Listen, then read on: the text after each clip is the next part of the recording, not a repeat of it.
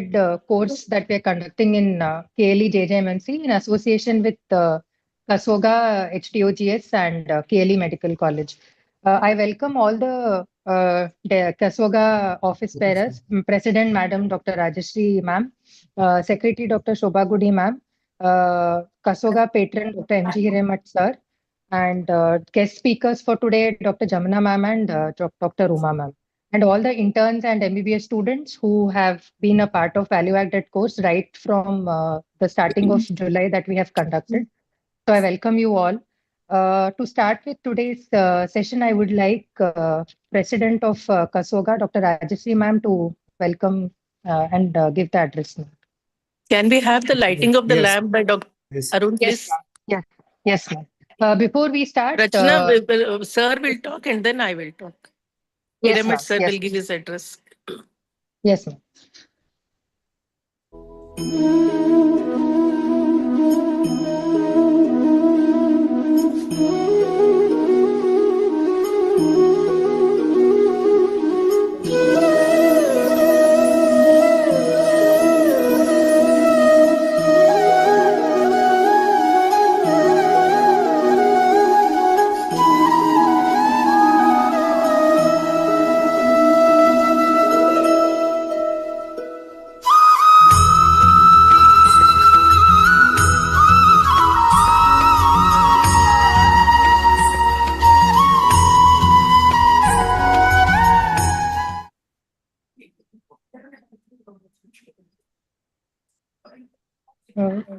So after the inauguration of today's session, I would like Dr. M.G. Hiremat sir, Chief Patron Kasoga, to address the gathering. Good afternoon to everybody. Over to you, sir.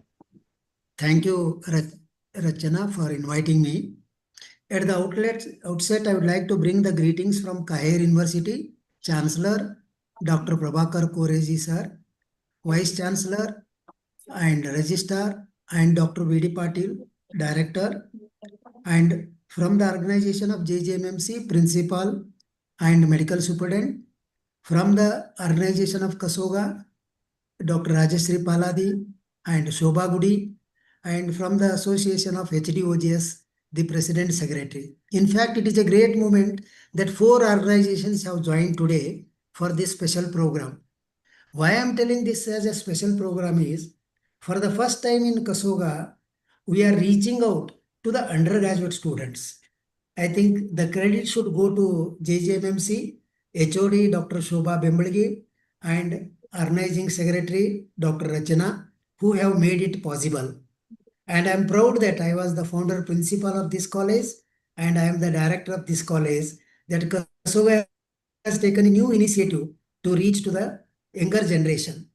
As all of you know that Kasoga is a 34 years old organization which was formed in Hubli. The late our president and myself as founder secretary 34 years back. The main aim of this organization is to spread the knowledge and also help the academic and social service. I think today this academic program is reaching to the last, that is the undergraduates. And I would like to thank Dr. Uma Deshmukh, being the chairperson of our Medicolegal, that she is heading this program today. And as all of you know that we are in the crossroad. 40 years back when I started myself as a doctor, we never had any medical legal problem. Now today it has become the order of the day. The day in and day out, the medical legal cases are coming up and we are at the crossroad of consumers. And we have become a commodity of consumer, that if we don't dissipate our knowledge and service to the practices which are evidence-based, they are likely to be questioned in the court. Not only they are likely to be questioned, they will be penalized. I think it is a great occasion for us to sensitize the undergraduates of JJMMC, and JJMMC students are the lucky people to be a part of this by Kasoga, HDOGS and also Kahir. And Dr. Rajeshri Paladi as a president is doing a great work and initiated this program. And Rachana as an organizing secretary has done a lot of work behind the scene. You will really realize at the end of the program. I once again welcome from the Kasoga family to all the organizations, chairheads, the faculties, Dr. Jamana being our own faculty from Hubli, now she is in Mumbai, and Dr. Deshmukh, I again welcome them, and I do not want to take much time just to say that it is the need of the hour of giving medico-legal knowledge to the undergraduates. And when they are becoming the doctors now, from the day one, they will be under the medico-legal issues. And medico-legal issues have become the biggest hurdles for us to provide the service to the needy, poor patients.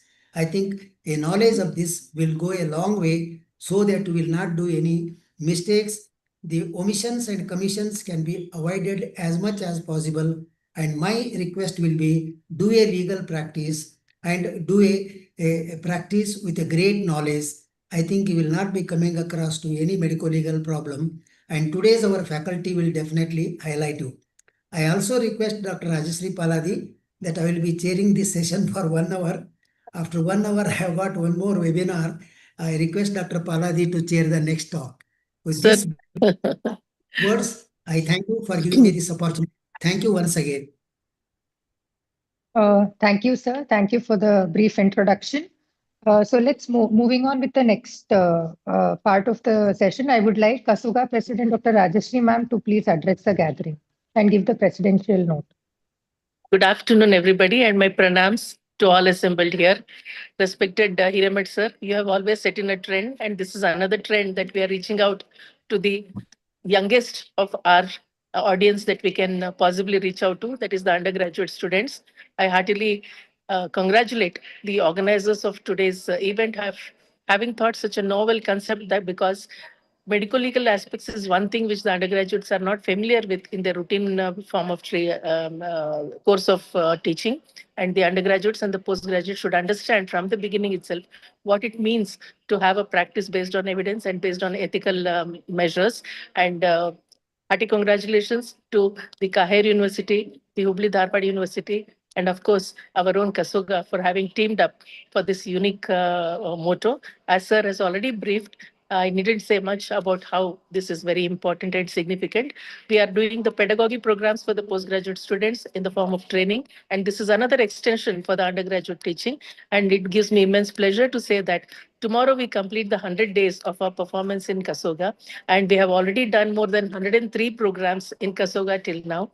Apart from the fellowship classes, 13 classes we have conducted so far in the infertility, and apart from more than 60 to 70 schools which have been addressed in the Tarunya, Project Tarunya program, and there have been beneficiaries of more than 3,000 students in the Project Tarunya. So our effort with the vision that Sarvastri Hitaya, Sarva Samaja Sukhaya is going to percolate to the lowermost, to the innermost, and to the most every possible audience that we can approach to. It is not restricted only to the classrooms for the learning, but it is also dissipating towards the society to bring in a large benefit, because ultimately as a doctor, which means to teach and also to treat. So our motto has been to teach in these classrooms and also to treat the patients and also to reach out, not only by teaching in the classrooms, but educating the patients also regarding the self-help that we need to take. So with this motto, we are going ahead very forward and very robust. And we are extremely grateful to have visionaries, Dr.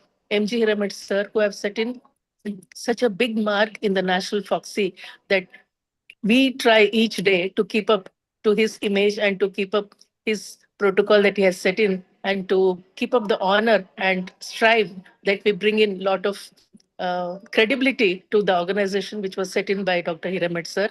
I'm doing my best, sir. Thanks for your blessings and for your guidance. I also would love to congratulate Dr. Uma Deshmukh, my friend, another friend, Dr. Jamuna Kanakaraya, for gracing this occasion and accepting our invitation and doing this webinar today. Sir, I am in this conference in RCOG at Bangalore. You can see that I'm in the middle of the conference. I just came out to Thank you for address joining. and listen this. So I would like to apologize that I may not be able to chair the session next. We'll see who Yes. can do the best next. I just flipped the session and came because I wanted to listen to your address and also my dear friends talk. I will do talk, but I wouldn't be able to do justice as a chairperson, sir. Please pardon me. Oh, And all the very best to the speakers, and thanks again for having me to talk and address and share my thoughts on this occasion. Thank you very much. Thank you so much, ma'am. Thank you for taking out time and addressing the gathering today. It really means a lot, ma'am. Thank you. So moving on with the next session. So should we start with the lecture, Yeah, sir? start the session. Yes. So over the last 10 days, we have been having many offline sessions on medical legal aspects. All the acts like PCP, NDT, MTP Act, everything is covered. So today we have here Dr. Jamuna Kanakaraya, madam, who will be speaking about medical legal safeguards in obstetric and gynec practice. So what it means by safeguarding our own practice as obstetricians and gynecologists from medical legal aspect. Madam is Chief Medical Superintendent of Bombay Division, HOD OBG Department.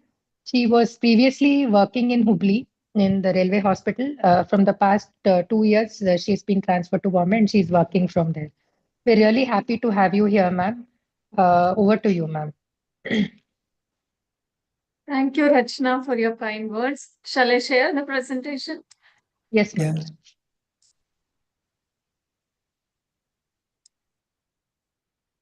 Yeah. You're able to see? Yes. Yes, ma'am. Yeah. Yes, ma'am. Okay. So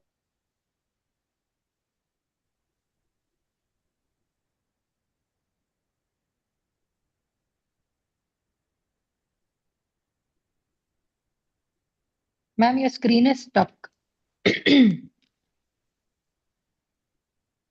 Hello. Jamuna, your screen. Sir, I think power cuts. Power cut, huh? Jamuna, ma'am, are you there? Mumbai, there is no power cut, you know. Mumbai has got lateral electric supply. Supply to city of Mumbai is from 4 corners. Jamuna, can you hear us? No, sir. I've lost her. No.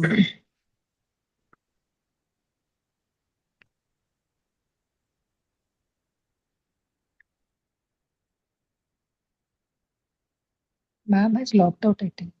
Yes. Ma'am, Ask her kindly to call. rejoin. Yeah. I'll call her. Yes, yes.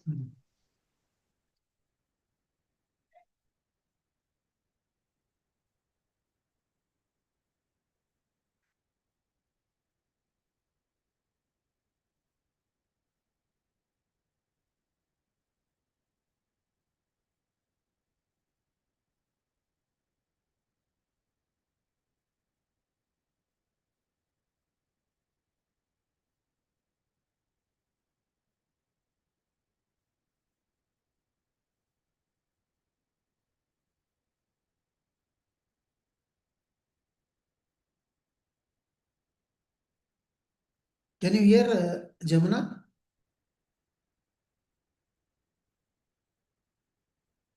No, I can see her. Yes, sir. Rejoin, sir. Rejoin. Share Only- market. She's joined. Yes. Ma'am, are you there, ma'am? No, we are not hearing from her. Ask her to Unmute. on the Unmute, ma'am. unmute audio.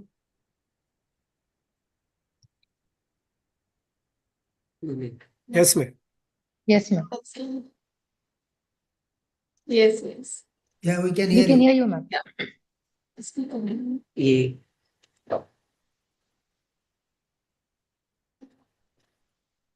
Yeah. So I was here. How do we balance all the three together? This is what I'm going to take you through. So the highlights of this are clinical excellence alone does not anymore guarantee legal immunity. So all of us keep thinking that I'm an expert in my field. I can handle any case that comes to me with my surgical skills and the medical knowledge I have acquired. But vast majority of the medical litigation stem from procedural oversights and inadequate documentation, and it is not the clinical incompetence. And we all felt whatever we do to the patient is in good faith and we can get away through it. So good faith is a misconception. I acted in good faith to see my patient. So I'm legally safe. This is a dangerous myth. So the reality is this: Indian courts look at rule adherence over intentions. Even a clinically successful procedure can result in legal liability if specific legislative protocols are skipped while handling the case. So with this reality in mind, how do we practice OBG? Let's come to the MTP Amendment Act. Up to 20 weeks requires a clinical opinion of one registered medical practitioner. 20 to 24 weeks allowed for specific categories: minors, survivors of sexual assault. Major changes with the opinion of 2 registered medical practitioners. Beyond 24 weeks, only permitted for substantial fetal abnormalities diagnosed by the state medical board or to save the pregnant person's life. The critical mandate here is statutory Form 1, opinion form, and Form C, consent form, must be filled to the procedure and maintained with absolute confidentiality. Missing forms may create statutory liability. So these are some of the cases. Nizam's Institute of Medical Sciences versus Prashant S. Dhanaka. This is 2009 Supreme Court case. The court established that a patient must be given a real choice with a balanced explanation of the risk. Broad, ambiguous consent forms signed upon by the hospital admission do not insulate doctors for liability if an organ is removed without surgical necessity. So this, I have come across many hospitals while at admission, they keep signing empty pages and then they keep filling the pages later on. So today, this does not stand in the court of law. Every procedure we do has to be clearly explained in the patient's vernacular and the consent taken in similarly for the procedure you're going to do. Kasoga came up with this consents in Kasoga because in Karnataka, Kannada is the language that people follow. So we made it a 2-language process, English and Kannada. Now the courts distinguish between a calculated diagnostic error, not negligence, and an oversight falling below professional standard as negligence. So there's a clear-cut demarcation between being non-negligent and being negligent by the courts. Dr. Usha Mukhi and Seema Deswal, this is a National Redressal Forum. The National Consumer Commission held a radiologist liable for a misdiagnosis on a level 2 anomaly scan. So level 2 anomaly scan, most of us are referring to radiologists. Now with the fetal medicine coming up, as gynecologists, we are also doing level 2 anomalies. So the court noted in this case that targeted scans exist specifically to rule out anomalies. So missing a structural defect constitutes a clear deficiency in the expected diagnosis. So here is where you are caught as negligent if you miss anything on the targeted scans. Karnataka High Court declines the interim relief against ban on attendance in ultrasound rooms. Emphasis needs far wider public interest examination. So now we don't allow any attendance in Karnataka. We were the first state to come up with this, followed by Maharashtra. So ART.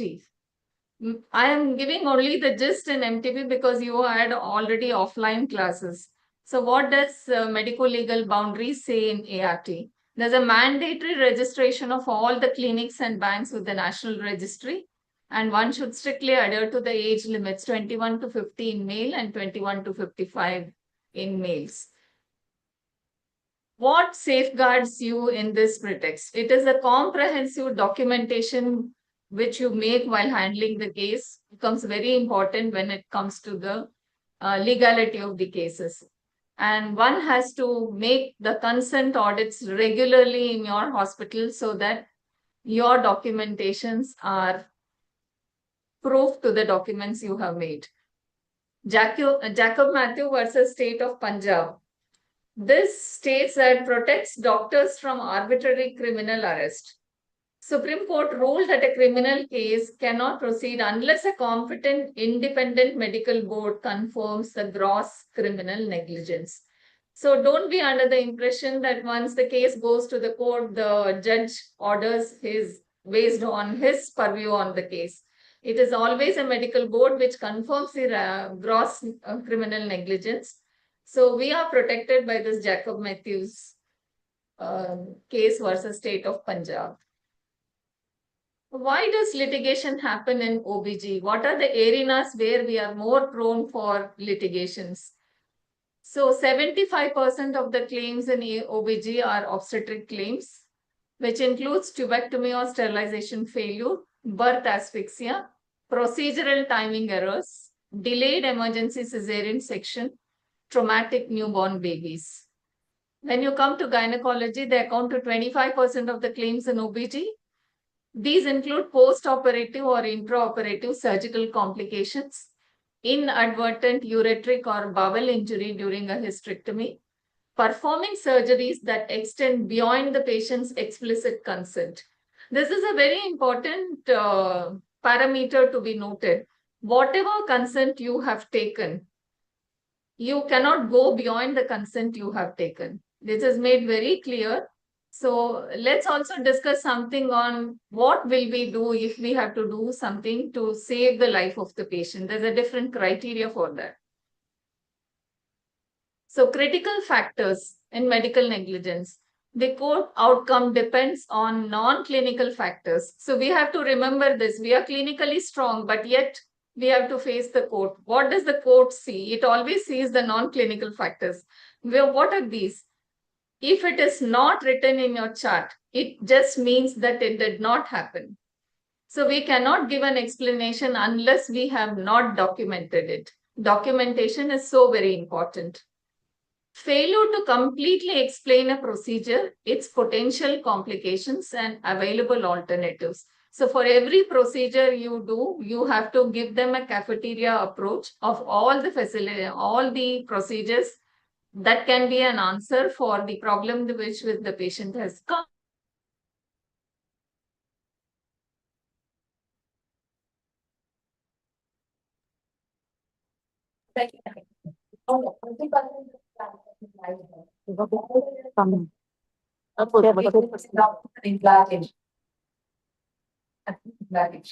And when patients come to us with recurrent, I mean, even after the first abortion, they come to us and they're so upset. They want to know. Failing like while a bright out. Okay, you have to do it.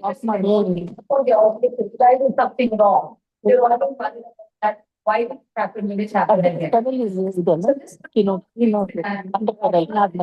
couple, a young couple, married 6 years. The first was a miscarriage at 7 years. Make an abortion done. Again, repeated. The second also was a miscarriage at 8 weeks. Same thing, medical abortion. Third time she's pregnant. This is important. Now she's 9 weeks with no fetal heart. There is the action. Reflections. So just a few things. When do you start? Is the definition 2 or 3 now? What is it? Anyone wants to? And when will you start working? Answers to all these include biochemical losses or not. Would you take any consecutive or not consecutive? The diagnosis should start definitely after 3, but we can always offer them after second. Yes, I think most of the guidelines, some of the guidelines do say, the X-ray and the SR will definitely say you can start by 2. RCD says 3, but if they're very anxious, they say you can start by 2, isn't it? So you would start your workup. You would start workup, isn't it? Yes. After 2, you would definitely start, right? And Arun?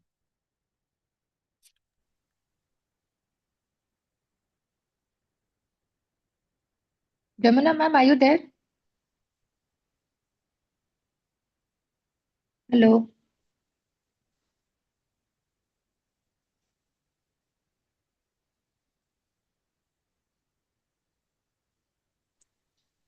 Hello? Jamuna ma'am, are you there? Yeah, I'm there. You're able Yes, to ma'am. hear? Yes, ma'am. No, we are Yes, not ma'am. able Yes, to ma'am. hear So you. the critical factors in medical negligence are outcome depends on non-clinical factors. So all of us are clinically very strong, but then the courts look at the non-clinical factors which we have never bothered to inculcate in our clinical practice. Because we are in a busy practice and we don't think these things are important, but these are the very important things. What you did, everything has to be recorded. If you're not written in the chart, it just means that it did not happen. So you have no way to explain to the court that you did it. So failure to completely explain a procedure, its potential complications and available alternatives. every procedure you do has to be explained clearly to the patients, and the other options which are available for the problem for which the patient has come needs to be explained. And you have to allow the patient to make an informed choice on the procedure too. So these have to be recorded on paper. So failing to comply with the MTP Act or ART Act or PCP and DT Act or the POXO Act. So they all medical practitioners have to serve a litigation for this. License cancellation or prosecution is the answer for this. So let us avoid getting a license cancelled and face litigations by following the proper protocols. I would request all the students available there to note down all this defensive medical charting rule, which is very, very important. And it has to become a habit. It's a habit which makes your records up to mark. So these are few of the things. Write timed and dated entries in all your medical records. Never alter the historical records. Quote the patient non-compliance if the patient is non-compliant. For example, I would give you the Baroda case where the surgeon operated the patient, and there used to be daily lot of patient relatives going and sitting all around the patient. The doctor always said, please don't, we don't want so many relatives inside, patient will get infected. And this he was writing always in his record. And the patient finally developed a burst abdomen and the case came up to the court. The doctor was saved only because he had written that the seriousness of infection in this cases has been explained to the relatives, but the relatives kept on surrounding the patient. So such non-compliance of the patient and the patient party has to be always written. So exclude the subjective emotions, retain the electronic metadata. This is what will give you help in future in case if any case comes to the court. So the legal landmark precedents heavily shape medical negligence outcomes because clinical complications can occur naturally. Courts rely on specific cases, determine if a doctor's action constitutes punishable negligence. So and they accept the statistical failure.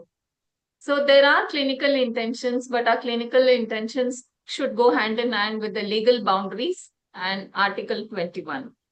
To quote this example, Supreme Court of India, bodily integrity versus Principal Secretary, Health and Family Welfare Department, Government of NCT of Delhi and another. In this case, the Supreme Court of India held that unmarried women were included within the ambit of Rule 3B of the MTP rules and would be allowed to obtain an abortion between 20 to 24 weeks. So what does the Supreme Court say on abortion rates? So the apex court allowed a 25-year-old woman to abort her 24-week pregnancy from a consensual relationship. There was one more case which said that it would interpret Medical Termination of Pregnancy Act and the rules to eliminate the discrimination between married and unmarried women for allowing abortion till 24 weeks of pregnancy.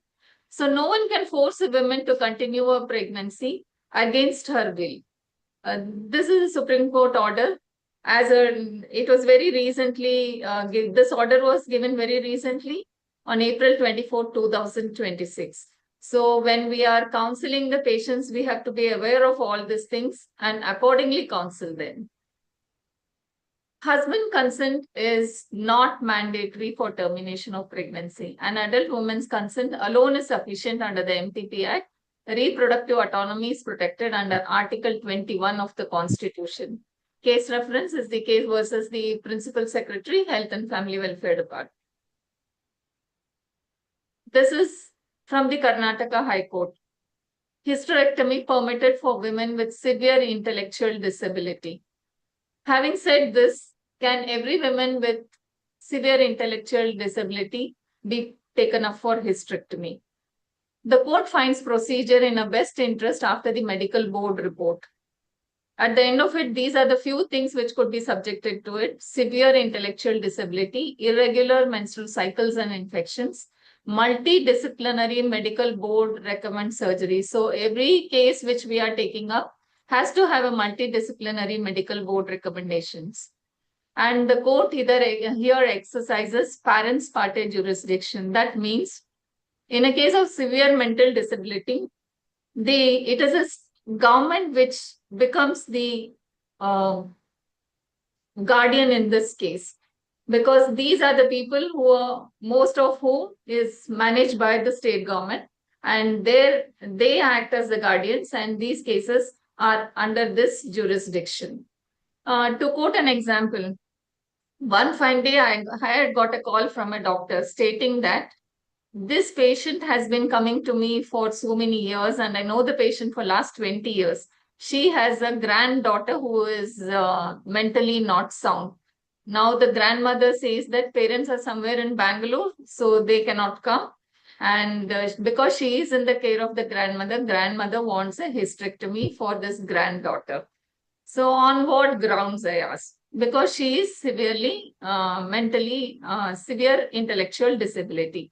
How did you arrive at this diagnosis? So the answer I got was, she is having an identity card to travel in the train on which is mentioned as severe intellectual disability. Now on this forum, I would say that any such certificates which they are holding cannot be the ground for blaming, putting them in the bracket of severe intellectual disability. So there is a government authority which issues these certificates, and those are the certificates along with the medical board, multidisciplinary medical board recommendations, followed by which you can do the surgery. No matter how long you know the relatives of the patient, nor you've been handling this kid from childhood, you cannot do a hysterectomy without these regulations being followed. So recognition of a single mother as a complete parent for purposes of child civic identity is not an act of charity. It is a constitutional fidelity.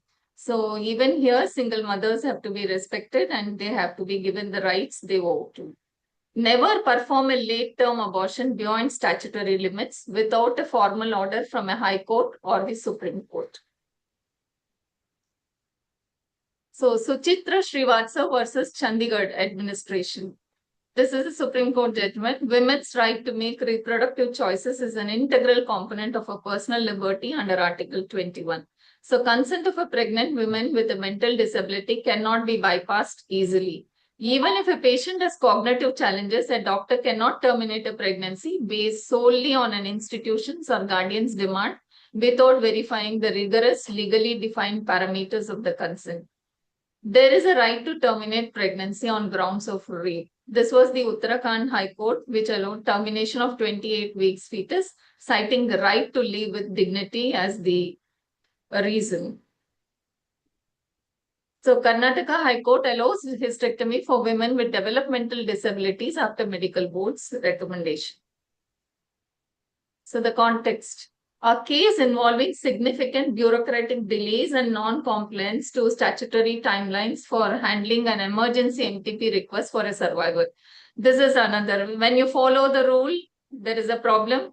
And when you are in trouble, there is no one who would support us. The Supreme Court strongly reiterated that reproductive choice and autonomy are central to human dignity under Article 21. The court criticized lower authorities for handling the medical situations with low sensitivity. It awarded heavy compensation to the women for systemic missteps and procedural delays that impeded her legal right to terminate. This was also one of the Supreme Court case where when the procedures were followed, she could not get that in time, and because the time had elapsed, the doctor couldn't perform. So she had to be paid heavily. So the time taken to perform also is very important. So we need to work up the case fast and do the procedure within the prescribed time limits. Now coming to tubectomy or sterilization failure, these form 23.8% of the obstetric litigations. Why does these cases come up to court? Mainly because failing to advise the patient that sterilization is not 100% effective operation. Clinicians up to immediate liability if an unwanted pregnancy occurs. So while we are taking up cases for sterilization, we have seen while we were in the medical colleges, they were delivering on the table, and that point of time, we would tell them you undergo sterilization and we would take them up for sterilization. Now, did we think about these things? Have we advised at that point of time what are the failure rates? What are the methods we are using? Now, over the time, we are all doing these things. If you failure to do so has landed up clinicians in these litigations. So, State of Punjab versus Shivram, 2005 case. This is Supreme Court ruled that a failed sterilization surgery does not automatically be put as medical negligence. So medical science recognizes that fallopian tubes can naturally decannulate. A doctor can only be held liable if there is an objective proof that performed the specific surgical procedure carelessly or use substandard materials. So this was one protection we got from this State of Punjab versus Shivram.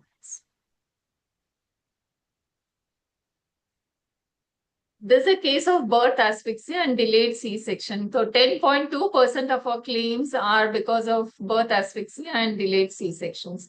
Courts focus on the timing errors, particularly the delay between recognizing fetal distress on a monitor and making the incision. So this time is also very important. Many times the clinician sitting at home, they see the CTG is there, they make their decision, and by the time they come, this time is also being counted. So let us be very clear when somebody is in labor, how is the time formation we take up and how we handle our cases. These timings become very important when a baby with asphyxia is born. So Jacob Matthew versus State of Punjab case, the Supreme Court set the foundational threshold for prosecuting doctors. It ruled that to hold a doctor criminally liable for a tragic outcome, birth or asphyxia during delivery, the negligence must be ground reckless, falling far below the standard of a reasonably competent doctor in that field.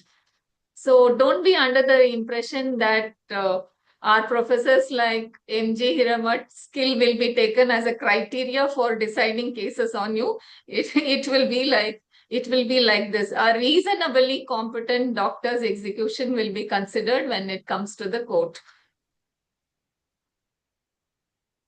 Extension of surgery beyond consent.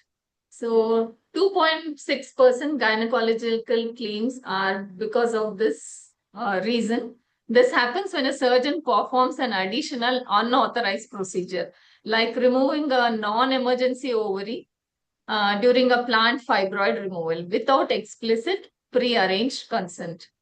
So you have this case, Samira Kohli versus Dr. Prabha Manchanda. This case I have been discussing in many of the forums when I've come out. So here was a case of endometriosis who had posted for diagnostic laparoscopy. While she was under anesthesia, the surgeon discovered severe endometriosis, which was not known prior to taking up her for surgery, and proceeded to perform a total hysterectomy. So in this case, what happened was Samira Kohli was an unmarried lady of 46 years. So the doctor thought she's 46 years, it is severe endometriosis. Let me give her a full pain relief. And the doctor proceeded with hysterectomy. The doctor say was he had asked consent of the mother and the mother had given consent.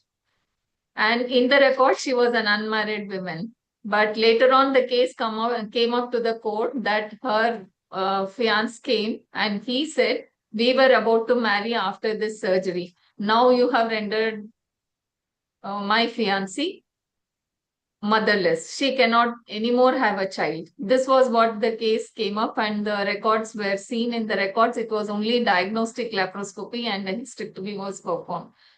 Dr. Prabha Manchanda was to get a huge compensation, but somehow the expert from AIIMS Medical College came in and she was partly protected, though she had to pay huge sum of money in that case. The Supreme Court ruled this was a clear violation of consent. Established consent for a diagnostic test does not authorize a major therapeutic surgery unless it is an immediate life-threatening emergency. So in this case, the immediate life-threatening emergency could not be proved. However, our gynecologist from AIIMS came ahead and said this was essential. So here there was a demarcation between essentiality and emergency, and essentiality was put in, so compensation was reduced. This was another case, the Assam State Consumer Disputes Redressal Commission. This was a doctor was liable for medical negligence and deficiency of service, directing them to pay rupees 40 lakhs to the family of a woman who alleged of complications after undergoing C-section surgery to give birth to her child in 2010. This case was filed by father and daughter. This was a second pregnancy and a C-section was done. The hospital produced all documents. She had died of postpartum hemorrhage and they could not save her. So the case was against the doctor and the anesthetist in this case, stating that the operating surgeon and the anesthetist should go hand in hand. They should have arranged adequate number of bloods blood for the procedure, and then there should have been a consent for this. We should have been explained. All this was given in that case. And the doctors had submitted their submissions to the court. But the state commission noted that though the doctors and others had submitted the written statement in the matter, they failed to examine, witness, or present any document to prove their defense. It stated that in the absence of any supporting evidence, such bald denial by the opposite party regarding medical negligence cannot be accepted. So there the hospital had to use a huge sum because they could not prove what they had written. So before I conclude my talk, let us all remember we need to practice medicine at the same time we need to be legally safe. Let us also remember one thing, like we all transfer all our property to our children. If there is a litigation, it goes to our heirs. So legal heirs are liable only to the extent of estate and medical negligence cases. So legal heirs of a deceased doctor can be included in medical negligence cases, but their liability is limited to the estate inherited from the deceased.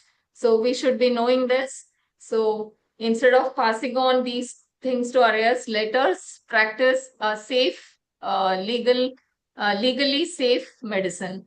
Thank you all for this patient hearing. And I thank the Karnataka OBG Society, KLE Society, and HDOGS for giving me this opportunity. Thank you once again. Thank you, Jamana. Yes. Thank you, Jamana. Yes, sir. Thank you, sir. For the excellent presentation. And you have touched so many issues, particularly MTP Amendment Act. Case narrations were excellent.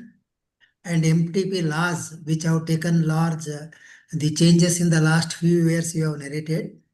And level 2 anomaly scan, I think that is one problem we are facing a lot. At large number of cases are there for the level 2 scan. And in level 2, we are likely to miss few of the things. But however, courts are in favor of doctors that they have done an enough attempt to identify. And we always write in the last report that whatever is possible, I have seen. Whatever is not possible, I have not seen. So that will save us. And regarding the targeted scan, I think what you have said is exactly right. But things are happening in even ART also. A lot of medico-legal problems are coming in ART. I think you have given the best narration of Jacob Matthews and Government of Punjab case. I think that is a clear-cut one. And I would like to stress on beyond explicit consent. I think you have made it very clear that whatever the consent we have taken, we have to go to only that extent. And if the patient is in the anesthesia, taking a consent from a mother or a father will not give you any protection. And just don't proceed with that because patient is likely to undergo another surgery. So let the patient undergo another surgery, but don't take any decision which is not taken a consent. I think Supreme Court rulings are very good. And regarding the hysterectomy in young girls and unmarried people, I think today anything we want to do for them, we have to take the permission of the High Court or the Supreme Court. I think as you rightly told, Jamana, tubectomy failure cases are the largest number of cases which we have faced. And every patient, whenever you do a tubectomy operation, first you write down in your case paper that there is a likely chance of the failure of the tubectomy. I am not going to remove your tube.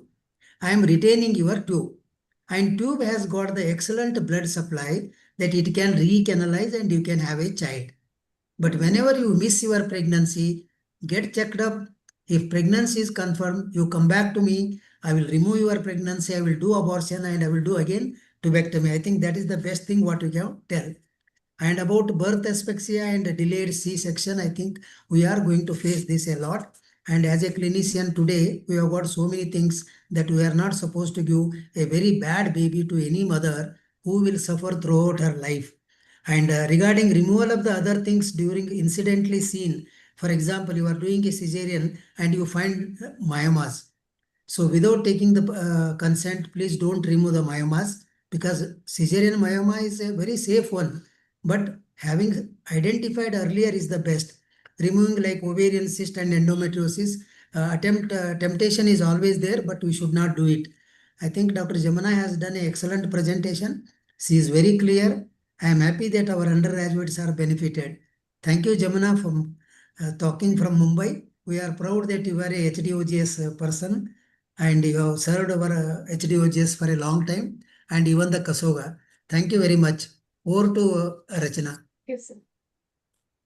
Thank you, ma'am. Thank you for the elaborate lecture. All these days, the students were just listening to the theoretical aspects. I'm sure today, after listening to your talk, they know the practical implications of all the facts and theoretical aspects that they have gone through.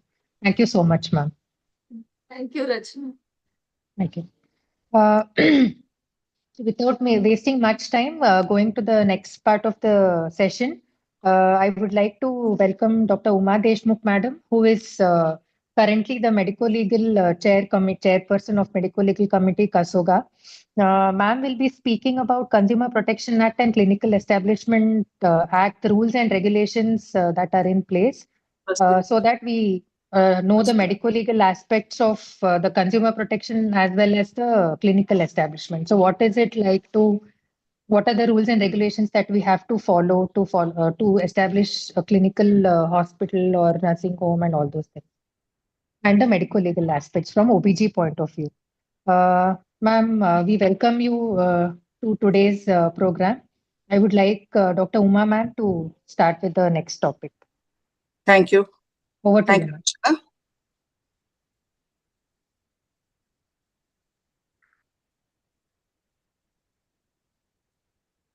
Hello, am I audible? Yeah. Yes, ma'am.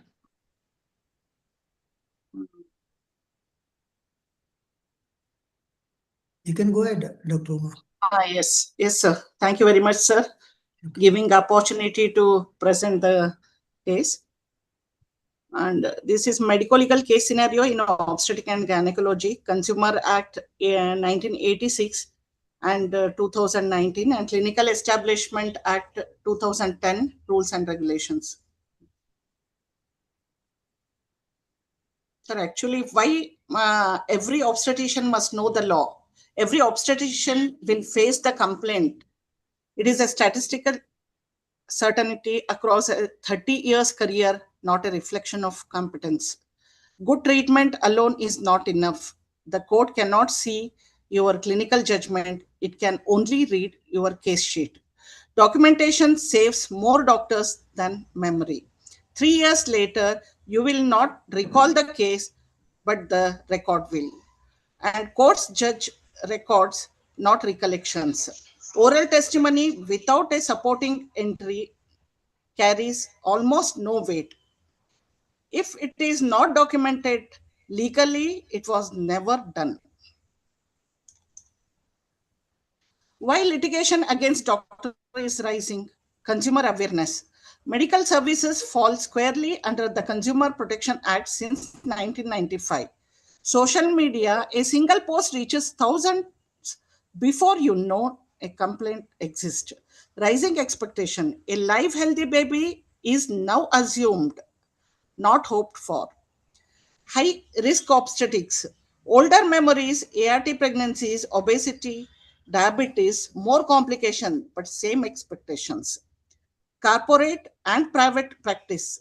Billing creates a service contract, and a service contract creates a consumer. Financial disputes. A large proportion of complaints begin as a billing dispute, not a clinical one. Most complaints are not about the outcome, they are about how the outcome was communicated. Common medico-legal allegations in OBG, intrapartum, maternal, surgical, and statutory, delayed decision for LSES, birth asphyxia, shoulder dystocia injuries, stillbirth, and instrumental deliveries. And in maternal PPH, maternal death, eclampsia, mismanagement, sepsis, anesthetic complication. Surgical retained mop or instrument, bowel, bladder, ureteric injury, failed sterilization. Wrong site, wrong procedure, post-operative sepsis. And statutory, that is PCP&DT, a form defect, MTP register, and Form C consent, that is POXO, failure to report, sexual assault examination, and consent and telecom consultations. 4 categories, 3 of them are prevented entirely by paperwork. Objectives of this session, by the end of this actually it was a 4 hours, every participant should be able to recognize legal risk, identify the medico-legal exposure in routine clinical decision before it becomes a complaint, obtain valid consent, to know who can consent, for what and when consent may be dispensed with, and handle a complaint. Know the first 6 hours after an adverse event and the first step after a legal notice. Document defensively. Write a case sheet that will stand alone in front of a commission 3 years later and comply with the statutes. MTP, PCP&DT, POXO, Clinical Establishment Act, the paperwork that is itself the law, and communicate under pressure. Break bad news, disclose a complication, and diffuse the hostile family. The aim is not to practice defensively, it is to practice well and be able to prove it. Legal principles, duty of care, negligence, standard proof, doctor-patient relationship, and duty of care. When does the relationship begin? The moment you accept the patient in OPD, casualty, on the phone, or on WhatsApp. No fee is required. A free consultation creates the same duty. Giving advice to the friend's relative creates it too. It ends only on discharge, deferral and handover, or the patient's own withdrawal. The 4 duties owed: duty to decide whether to undertake the case, duty to decide what treatment to give, duty to administer the treatment with the reasonable care, duty to warn of material risk, and to keep records.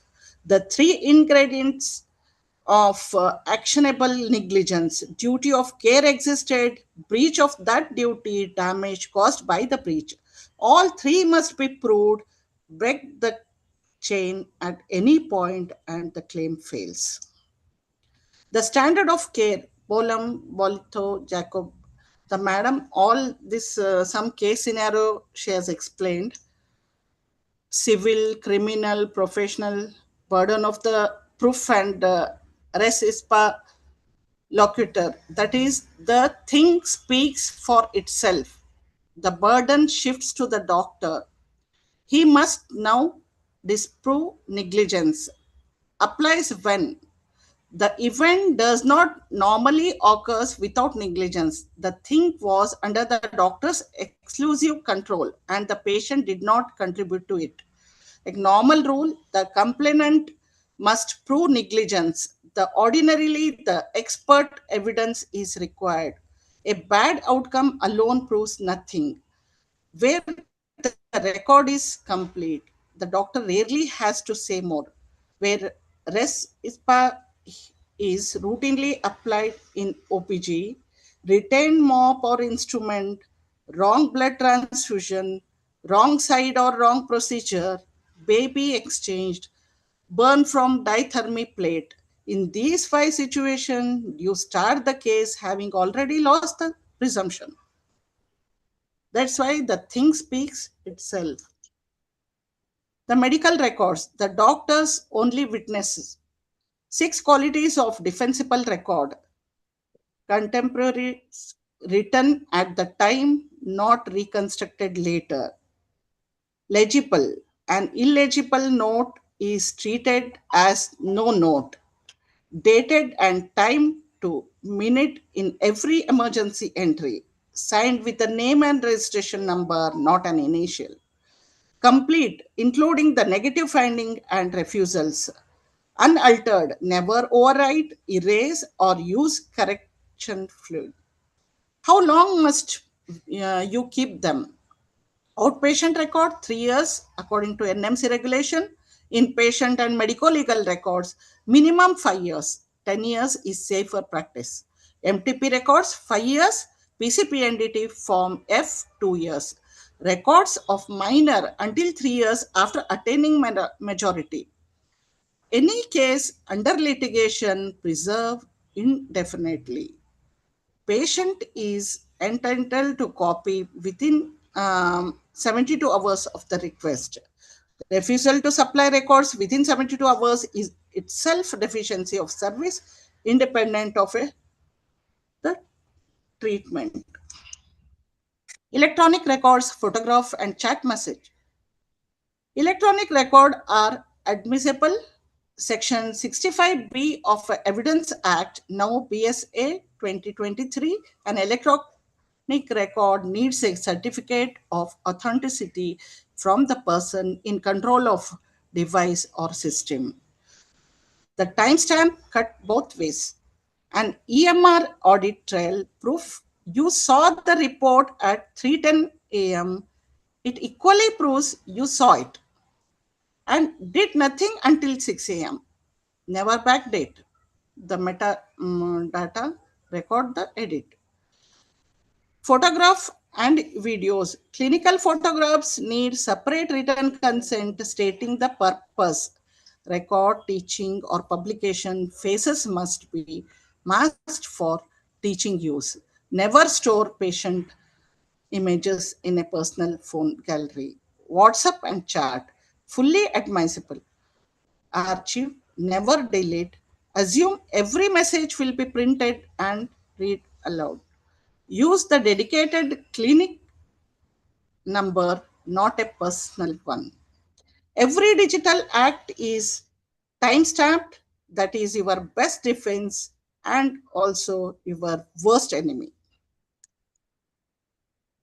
Consumer Protection Act.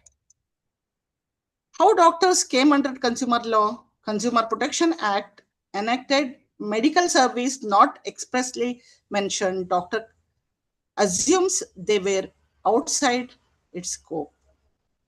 IMA versus VP Shanta, 1995, Supreme Court held that medical service is a service under Section 2. Doctors are firmly within the Act.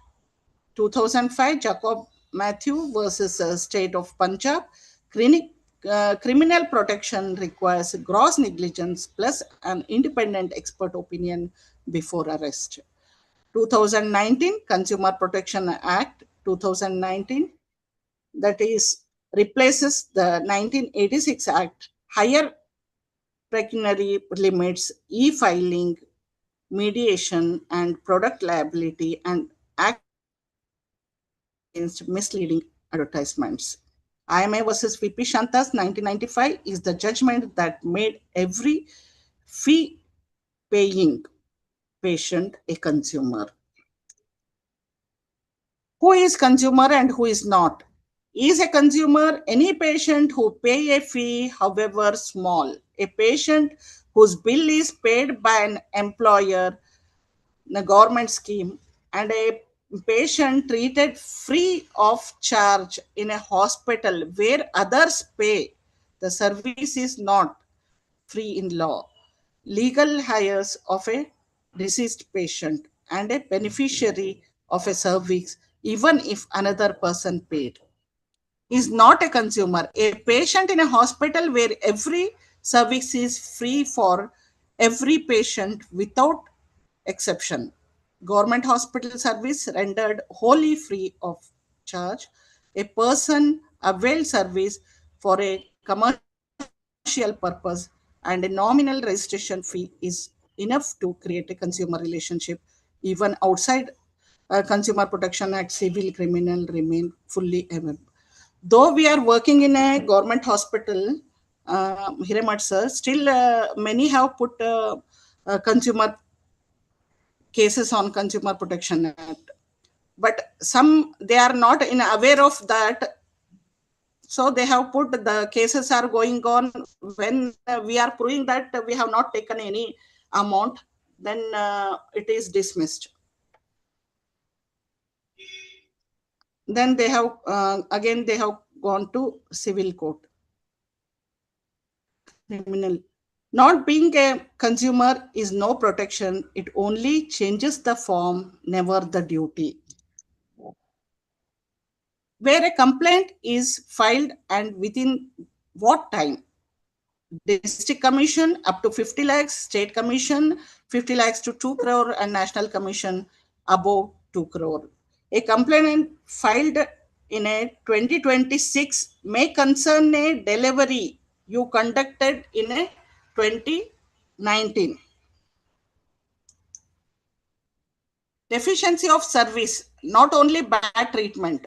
Refusal to give records, failing to supply a copy of a case sheet within 22 hours of a written request. This is also one. Second, failure to inform, not disclosing the complication, a change of plan, or identity of the operating surgeon.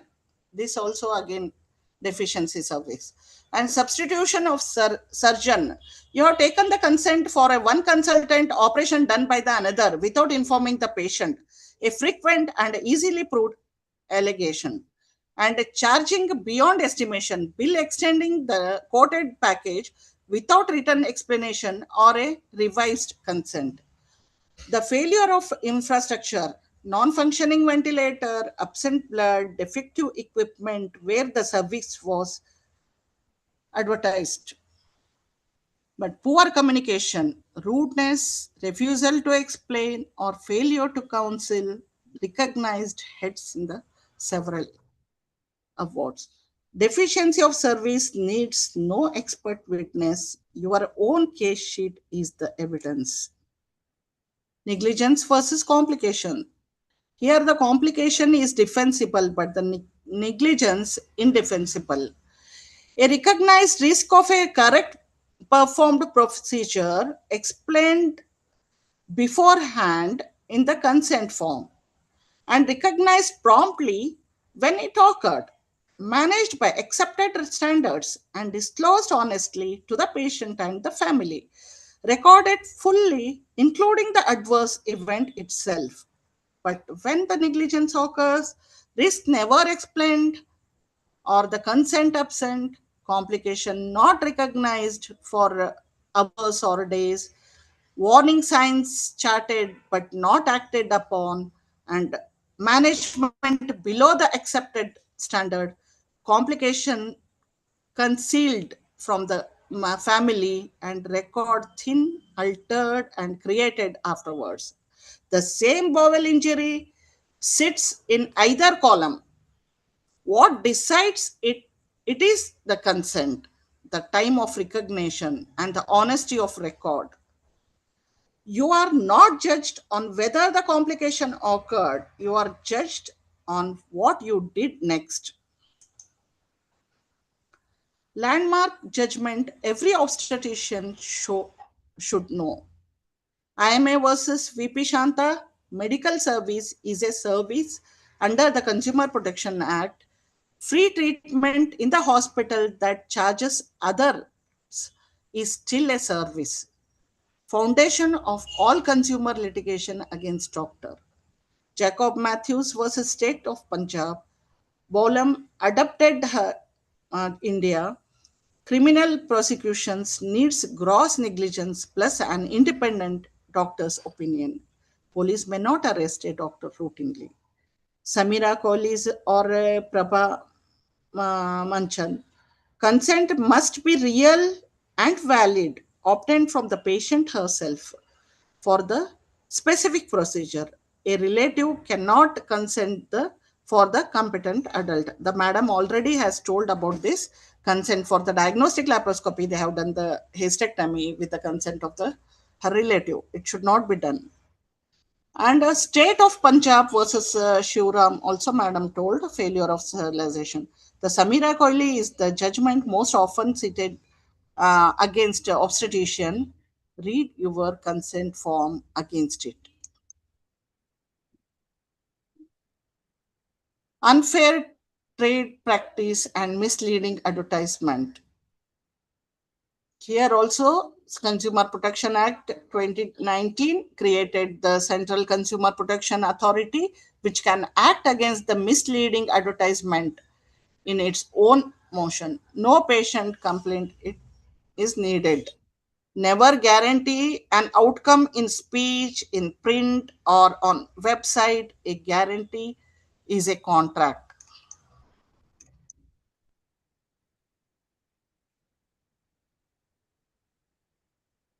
What the commission actually look for in your file?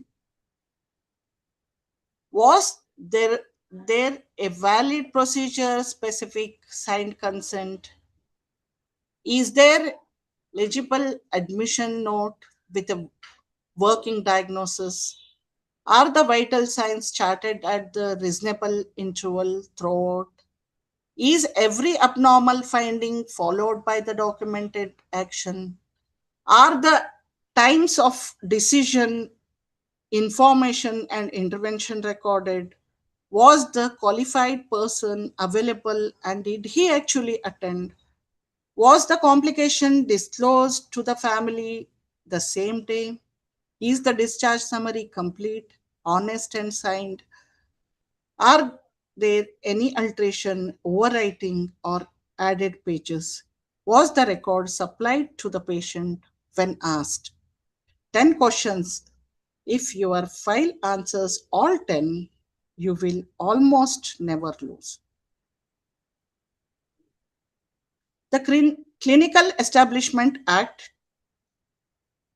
registration, minimum standard, and the duty to stabilize. Every clinical establishment must stabilize the emergency medical condition of any person brought to it. You may refer. You may not refuse to stabilize. Registration, provisional registration on application without inspection. Permanent registration after standard are verified. Certificate must be displayed at your place and non-transferable, and reapply on change of ownership and renewal before expiry. Lapse means operating without registration. Infrastructure and staffing, space, ventilation, water, and power as prescribed, labor room, OT as per category of registration, qualified nursing staff in the prescribed ratio, and name qualification of all doctors displaced, no unqualified person to perform procedure, system and record, biomedical waste authorization, bins, records, medical records maintained, made available, rate list of service displayed, patient rights charter in the local language, emergency drugs, resuscitation equipments, referral link. Why always when after stabilizing, whenever we want to refer, we have to inform the where we are referring before in hand. And accompanying one person should go along with if the patient is serious. Registration protects the establishment. Display protects you during inspection. What must be displayed? The inspection checklist.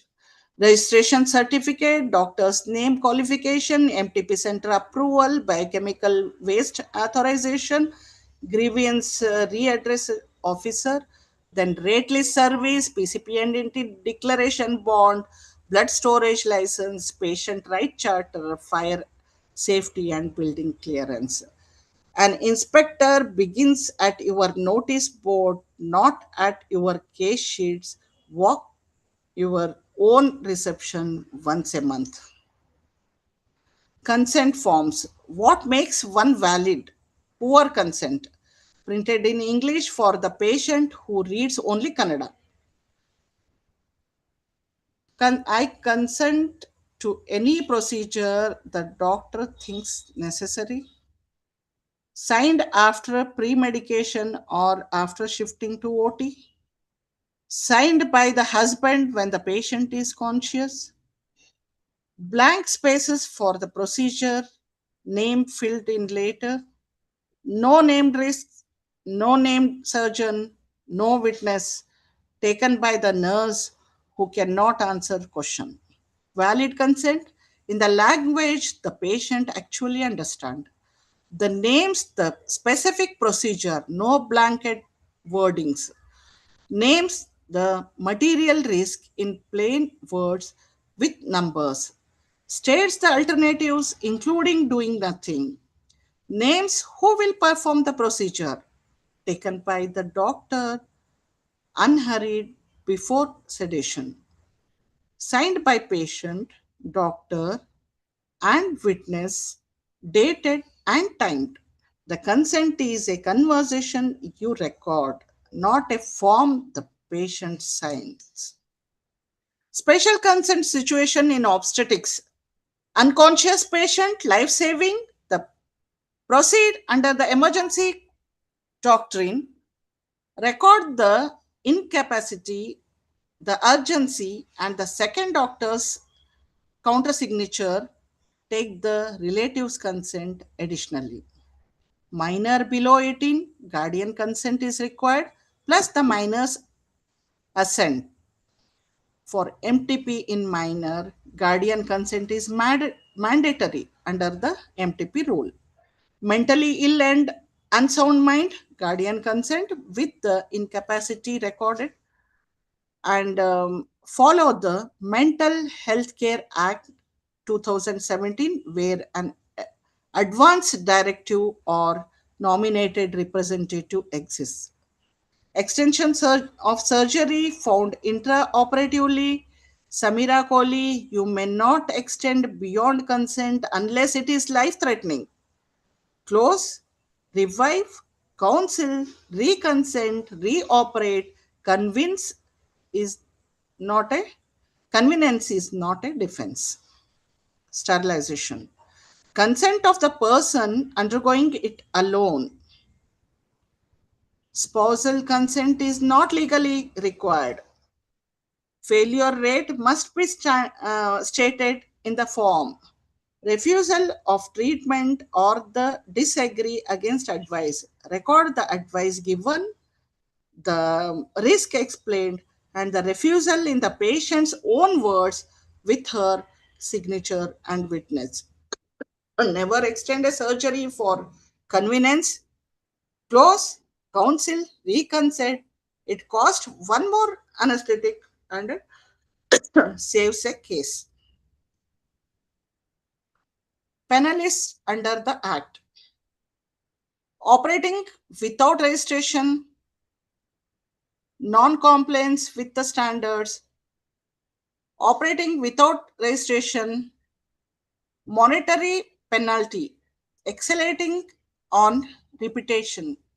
Continued operation may attract prosecution. Non-compliance with the standard, penalty and direction to comply within a standard time. Failure leads to cancellation. Exact monetary figures vary between the Central Act and each state's rules. Medicolegal case scenario. Here 15 cases are there. Already Madam has given the case scenario. Already this is atonic PPH. Para 3 delivers vaginally. 20 bed at 20 bed nursing home, and atonic PPH at 20 minutes. Uterotonics given. Bleeding continues. Referred to at 2 hours to medical college 40 kilometers away. Patient died in the receiving casualty. Where it went wrong. Blood loss never quantified. no shock index recorded, no uterine massage, bimanual compression, balloon tamponade documented, referral note said only PPH, please do needful. What the court holds, two separate failures, clinical management and referral, establishment registered for deliveries without transfusion, tie-up or emergency drugs attracts liability under the Clinical Establishment Act independent of the death. What must be documented? Quantified blood loss, weight pads, calibrated drape, serial pulse, and BP in a flowchart, each uterotonics drug dose, route, time, stepwise measures attempted with times, referral notes, vitals, blood loss, drugs given, IV line, and escorted receiving doctor informed or not. A referral is a clinical act. It is judged like any other treatment. Here, shoulder dystocia, Erb's palsy, complication or negligence. Primary GDM on insulin and estimated fetal weight was 3.6 kg and vaginal delivery attempted, shoulder dystocia encountered, baby delivered with a 4.1 kg birth weight and right Erb's palsy persisting at 1 year. Where it went wrong? No documentation of manure, sequence, time, or personnel called, and nothing on antenatal counseling about macrosomia risk in a diabetic pregnancy. What the court holds, shoulder dystocia is an unpredictable obstetric emergency, not negligence itself. Liability rises from absent counseling, absent manure documentation, or from excessive lateral traction alleged and undefended. What must be documented? Antenatal counseling on macrosomia and mode of delivery signed, time head delivered, time body delivered, each manure in sequence with the time, who was called and when, position of the fetal back, then which shoulder was anterior. You are judged on the sequence of your manure, not on the outcome. This also already Madam explained, and retain mop after cesarean. Res ISPA. Okay. This one only. Emergency LSES at 2 a.m. patient represent at 3 weeks with a fever, pain, and a discharging sinus. CT abdomen shows retained surgical mop, laparotomy done elsewhere. Where it went wrong? No written count, initial, added, final, and no count discrepancy.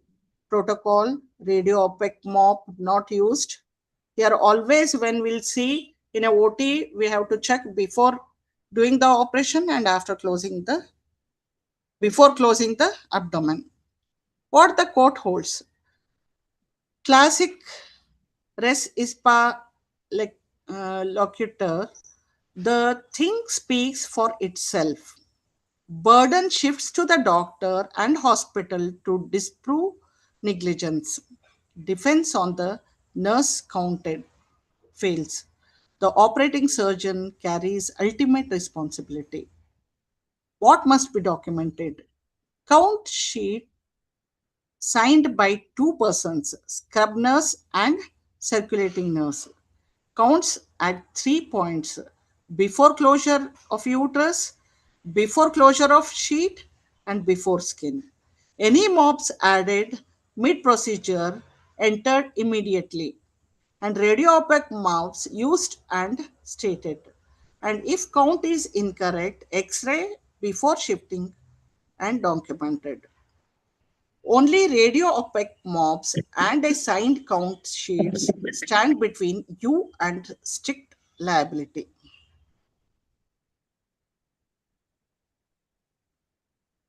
MTP without documented indication. Unmarried woman, 18 years, 9 weeks pregnant, request termination. MTP performed the same day. 2 months later, a complaint alleged the procedure was done without valid indication and without proper record. Where it went wrong? MTP Act compliance is entirely documentary. Absence of a Form C and the register entry converts a lawful act into an offense. What the court holds? MTP Amendment Act 2021 permits termination up to 20 weeks on one registered medical practitioner's opinion and 2024 on the two opinion for a specified category.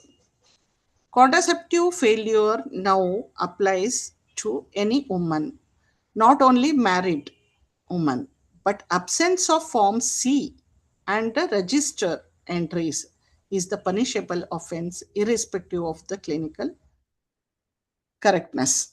What must be documented? Form C, consent in the woman's own hand where possible, and recorded opinion under the specific ground relied upon, and entry in MTP register, serially numbered, admission register entry, records preserved 5 years, confidentiality absolute.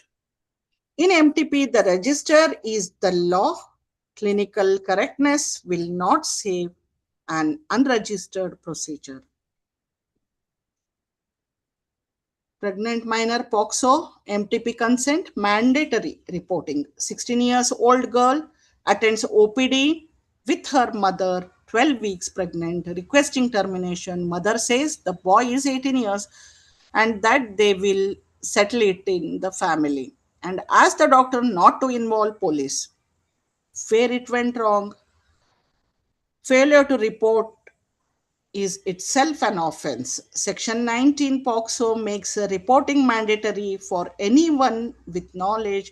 Section 21 punishes failure to report with the imprisonment up to 6 months. It is for doctors who will not report. What the court holds? Sexual activity with a person below 18 is an offense irrespective of the apparent consent. The doctor is not empowered to assess whether it was consensual. Reporting is mandatory even where the family objects. The Supreme Court has clarified that the minor's identity must be protected in the report. What must be documented? Written in form to the local police or a SJPU, same day, keep the acknowledgement copy, and MTP guardian consent required below 18 plus girl's assent. Form C with a guardian signature. Preserve products of conception for DNA, sealed, labeled, and hand it over to police under receipt. Never write a survivor's name on the outside of the specimen. You may treat with a compassion, you may not withhold the report. Sexual assault examination, police not present. A 22 years old woman arrives at casualty at 11 p.m. Alleged sexual assault the previous night. She has no police requisition. The duty doctor tells her to bring a police letter first. Where it went wrong? Refusal to examine itself an offense.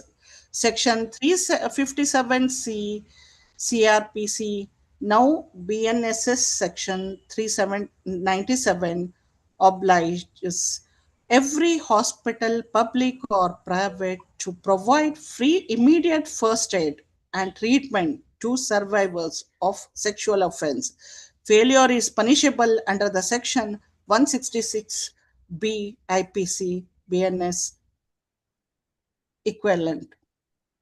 What the court holds: no police requisition, no FIR, no magistrate order are needed to examine and treat. Delay caused by the demanding paperwork, destroy forensic evidence, and attracts criminal liability on the doctor and the establishment. What must be documented? Informed consent for examination, for evidence collection, and for police information. Three separate consents: safe kit, state kit used, chain of custody maintained, and examination by or in presence of a female doctor or attendant. Two finger test is prohibited. Never perform, never mention. Opinion on the possibility of intercourse only. Never an opinion on rape. That is for the court. Treat first, ask for paper work, never. This is alleged PCPNDT inspection. A woman with the two daughters undergoes anomaly scan. She terminates the pregnancy elsewhere. 3 weeks later, a decoy complaint alleged the sonologist disclosed the sex by gesture, and appropriate authority inspects the center. Where it wrong? Where it went wrong? Under PCPNDT Act, this incomplete or incorrect inform is by itself deemed contravention. The prosecution does not have no proof that sex was actually disclosed. What the court holds? Federation of Obstetric Gynecology Society versus the Union of India upheld this strict approach in principle while distinguished clerical errors from the substantive violations. But the safest position remains complete contemporaneous Form F. What must be documented? Form F complete in every column, filled before the scan, and referring doctor's name, registration number, and indication, patient signature, doctor signature on every form, mandatory declaration board displayed in English and the local language, machine registration, sonologist name, and a qualification displayed. PCPNET is documentation offense long before it is a disclosure offense. WhatsApp advice and complication develops. A postnatal patient sends a WhatsApp message at 10 p.m. Bleeding more? What to do? Doctor replies, take tablet methergine, come tomorrow. Patient bleeds heavily overnight, presents in shock the next morning. Where it went wrong? Prescribing a drug or a chart without examination, without documentation, and without advising an emergency review. What the court holds? Telemedicine practice guidelines 2020 are legally binding as part of professional conduct regulation. Consultation over text is permitted, but doctor must record identity, mode, advice given, and must not prescribe restricted drugs. Advice on bleeding requires an immediate in-person review, not a next day appointment. What must be documented?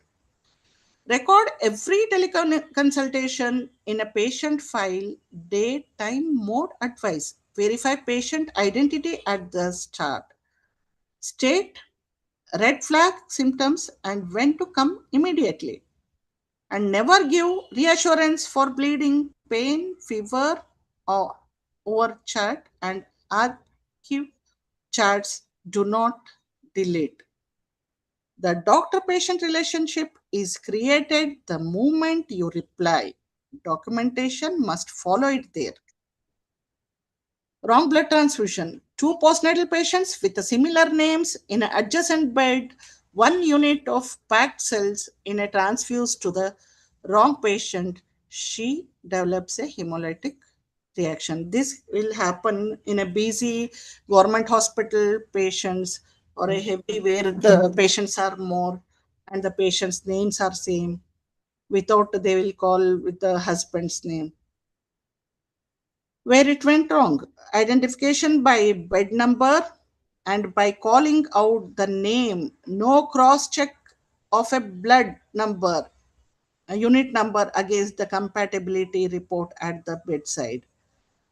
What the court holds, transfusion error is treated as a system failure, hospital liability follow the almost automatically. The unit and its a blood bank are jointly unanswerable.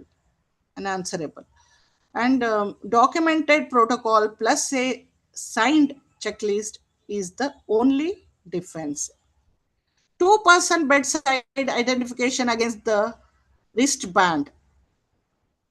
What must be documented? We have to give the wristbands, unit number, blood group, expiry, and cross-match report checked and signed by both. And baseline vitals at 15 minutes, then hourly. Any reaction, stop immediately, keep the line, and return the bag and send to the blood bank and inform blood bank in writing. Transfusion reaction form filled and reported to the hospital transfusion committee. Two names, one wristband, never identify the patient by bed number. Maternal death, relative turn violent. A woman dies of amniotic fluid embolism 30 minutes after delivery. A large crowd gather. The labor room is damaged and the duty PG is assaulted. Media arrive. Where it went wrong? Records were left unsecured during the disturbance. No single spokesperson, no written incident report. What court holds? The Karnataka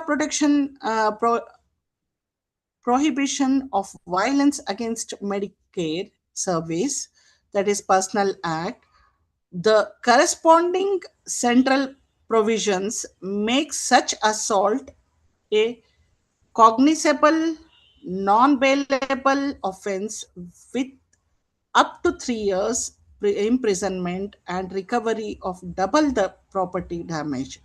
But the FIR must actually be lodged.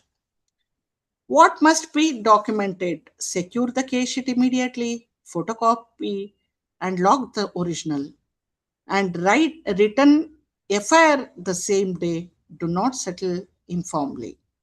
Incident report to the medical superintendent within 24 hours. One designated spokesperson. No statement to media by any junior staff. Even in a medical colleges, the PGs, interns, house surgeons should not give the media this one. The main person, the duty doctor and the senior most should give the report. And maternal death review form initiated and submitted in the prescribed time. In a crisis, protect three things in this order: staff, record, and then reputation. Boil injury at hysterectomy recognized was missed. Total laparoscopic hysterectomy for adenomyosis with the dense adhesion from the previous cesarean section, small bowel injuries occurs. In scenario A, it is recognized and repaired intraoperatively. In scenario B, it is missed and the patient represent on the fourth day with a peritonitis. Where it went wrong? Discharge in the presence of tachycardia and persistent pain without imaging or repeat count of vitals. What the court holds? Kusum Sharma versus Batra Hospital, a known complication in the difficult surgery is not negligence, but failure to recognize in time or discharge in the presence of warning signs is. Scenario A is defensible, B usually is not. What must be documented? Preoperative consent naming bowel, bladder, ureteric injury as recognized risk in adenolysis. Operative note describing the adhesions honestly and the plane of dissection. If injury occurs, time recognized General surgeon called, repair described.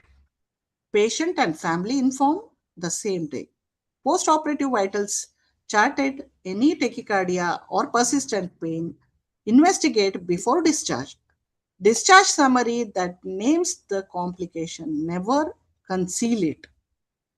Recognize and disclosed is a complication. Missed and concealed is a negligence. Ectopic pregnancy mixed at the first OPD visit. A woman with a 6 weeks amenorrhea or lower abdominal pain attends OPD, urine pregnancy test positive, advised tablets and review after 1 week without scan. Presents on the 4th day with a ruptured ectopic and a hemoperitoneum. Where it went wrong? Pain with a positive pregnancy test is an ectopic until proven otherwise. The clinical note did not record what was excluded. What the court holds: failure to consider a life-threatening differential in a classical presentation is the recognized head of negligence. The defense is not the diagnosis you made, but the diagnosis you documented having excluded. What must be documented? Record last menstrual period, pain character, bleeding, syncope, contraception, previous PID or surgery. Vital includes pulse, BP at every visit, not just when abnormal. Ectopic to be excluded. Written explicitly with the scan advised. Written red flag instruction: pain, fainting, shoulder tip pain, come immediately. If the patient declines the scan, record the refusal in her words. Write down the diagnosis you ruled out, not only the one you made.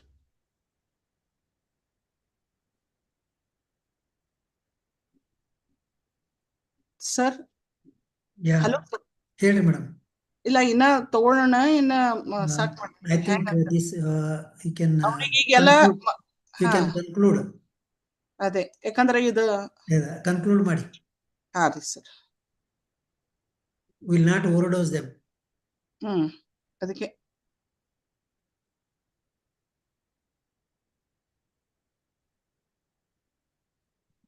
the golden rules ಹೇಳಿರಿ. conclude ಮಾಡಿ. Take home messages. Yes, yes. The law protects the honest doctor. Documentation protects the doctor who is honest and busy. Communication prevents most litigation before it begins. Knowledge of law is an essential clinical skill. You will not be judged on whether a complication occurred. You will be judged on what you did next and on whether you wrote it down. Thank you, sir. Knowledge of law is an essential clinical skill. Thank you, madam. Thank you, Dr. Uma Deshmukh. I think today we have proved that why you were elevated as a chairperson of Medicolegal of Kasoga. Sir, you only given this opportunity, With sir. your extensive knowledge. I am proud of you. Thank you, sir. Dr. Uma, Yes, sir. when we just finished our PG in 1986, before that there was no consumer. Yes, The sir. consumer was implemented in 1986 but came into the clinical effect in 1995. As rightly told by you, there is a lot of expectation. Yes, Today, sir. every mother who becomes pregnant, she wants to have the healthiest possible baby on the earth. This is the burden we have. And most of the pregnancies are becoming overnight high risk. Earlier, when I was a postgraduate, the high risk used to be 5 to 10%. But today you go to labor room, 70 to 80% of the cases are high risk. Yes, sir. And for government hospital, almost it is a high risk only. Everywhere. And the financial hike, the medical service has gone into the very high financial involvement. Mm. So because of that, what people used to say that Vaidyo Narayana Hari. Mm. Now people will not say Vaidyo Narayana Hari. They will tell you that you will be sued in the court of law and you have to pay for your act of omission and commission. Yes, That is sir. the order of the day. Uh, You have touched upon delayed decision in cesarean section, which is a very common problem. Yes, sir. And PPH is a sudden, which occurs with Unpredictable it is. unpredictable. Sudden metal death again is unpredictable, very difficult to face the situation. Yes. PCPNT Act has crushed us through our neck, and Mm. sexual assaults are becoming more and more. I think we are at the crossroad. Rightly, you have told valid consent, comply with all the statutory laws, good paperwork. I want to repeat again, good paperwork will save a lot. Yes, sir. Unfortunately, we doctors are very, very poor in maintaining the case records. And we don't check the records written by our juniors, whether it is intern or postgraduate. We don't make it a point to record, but they are not called in the court of law. At the end of the day, you are called into the court of law. Mm. I think, And you have- communication and documentation is important. and resilience in breaking bad news, I think it is an art. We all should learn it. Even though complication has occurred, patient has died on the table, how to disseminate this message to the public and the party, we should learn. And rightly you said doctor-patient relationship. This has spoiled a lot in the last 50 years. You go through the Hutchinson's textbook of medicine, the first chapter he writes so extensively, doctor-patient relationship is the most best thing what one can achieve. But many a times with our busy life, we lose that. I think that is the reason we are facing it. And breach of duty also you have touched upon. I think burden always lies with the doctor. And rightly you have said legible writing. You know, most of the doctors' writings are so illegible that only a pharmacist understands what the doctor has written. I will tell you a story once. A doctor just scratched few lines and patient went to the pharmacy. He gave medicine. Then the patient came back. What you have written? No, I did not write. I have scratched it. How did he give? So these things are happening. So that is very, very important. Keep records for 72 hours should be the dictum. Now we have to write all the prescription in a capital letters Very- only. Yeah. And government hospitals are no more immune because even government hospitals are also charging a minimal OPD charge, minimum surgery charge. That's why even if you are working in a government hospital, you are liable to be under the Consumer Act. And government and now the new law which had come just in 3 months back, I think you are already known that if a consumer case is there against you and it will be going on in the court of law and you die. After your death, the penalty is announced. Earlier, if the penalty is announced after the death of the doctor, there was no any payment. Now the children are liable to pay whatever Yes, it is announced and looking at the properties which they are hiring from their father. So this is another draconian law has come. And charging beyond announcing previously, I tell you, oxygen cylinder is there in the hospital, but there is no oxygen inside. You are liable for punishment. Yes. Your ward boy is not knowing how to open the oxygen cylinder. And you don't have a pana in your hospital to open the oxygen in emergency. And these are all very important, which will save you. And rightly, you have stressed on complication must be recognized. If you fail to recognize the complication, you are liable for punishment. And competent enough person should be called. For example, I am doing a hysterectomy. I injured a ureter. I should not repair the ureter in this era. The ureter has to be repaired by urologist. So that's why today practicing alone, gone those days, single surgeon doing right all surgery from tonsillectomy to hysterectomy. Today, Even anesthesia also they used to give area, anesthesia. he should not cross beyond his area. And Yes. that's why multi speciality management is very, very important. And unfair trade practice, I think this is going on a huge. We are responsible for that. To earn more money, we go for unfair trade practice and we end up. And misleading advertisement, IVF center, I have got, they announce 90% is the result. Tell me in which country there is a 90% IVF success. You take over any the best of the IVF center anywhere in the world, it is not even having more than 68%.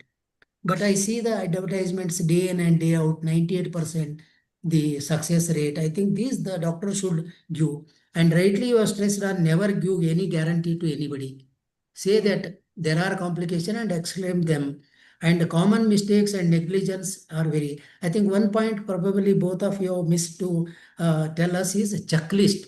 Very, very important. For every surgery, you must have a checklist. Checklist. I'm doing a cesarean. I must have a checklist. How many Alice forceps I have taken? How many scissors I have taken? How many arteries I have taken? How many forceps I have taken? How many mops I have taken? At the end of the surgery, I must count and ask the sister to count, and you check it. That is the only way to be away from the consumer. And today we are all the giving service under the KPME Act, and KPME Act is very, very important. I think if we follow all these, probably, and we'll be safer. I thank the Kahir University for permitting us to have this value-added course. I thank Dr. Shobha Bembalge and Dr. Rachana for so nicely arranging. I thank both the speakers who are my very good friends for last 30 years, who have done excellent job by giving their excellent knowledge in the easiest possible way that can be transmitted to an undergraduate.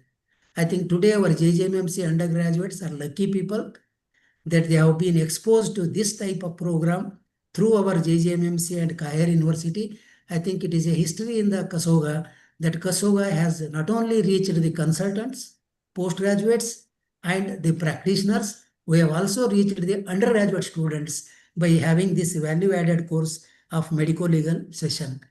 Lastly, I would like to thank each and everyone for making me the chairperson for this. I was a little reluctant because how to sit for 3 hours in a single place.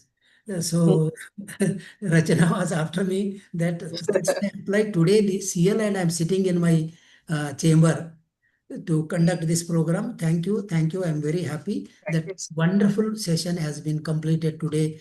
And the credit goes to all these 4 institutes, Kahir University, JJMMC Medical College, Kasoga, HDOGS, and all the faculties, and the coordinator, Dr. Rachana. Thank you very much giving me this opportunity. Thank you, sir. Thank you, sir. Thank you, Uma ma'am and Jamuna ma'am, for taking out time and discussing about these important topics. I thank Dr. M.G. Hiremat sir for giving us this opportunity and for giving the Kasoga platform for arranging the session for the students.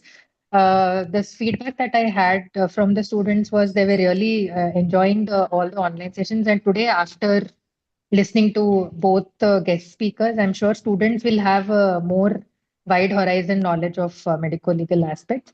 I thank Kahir Management, Kasoga, HTOGS, and all the Department of OBG, HOD, Shobha ma'am for giving us this opportunity and for conducting the value-added course. Thank you, sir. Thank you, ma'am. Rachana, participant number right now is 71. Yes, sir. Yes, sir. It's a very good response. Yes, sir. So both interns and final year students have logged in, sir. Thank Yes. Yes. You have worked Yes. behind the scene a lot. Special thanks to Thank you. Thank you, sir. Thank you. Sir. Yes. Thank you.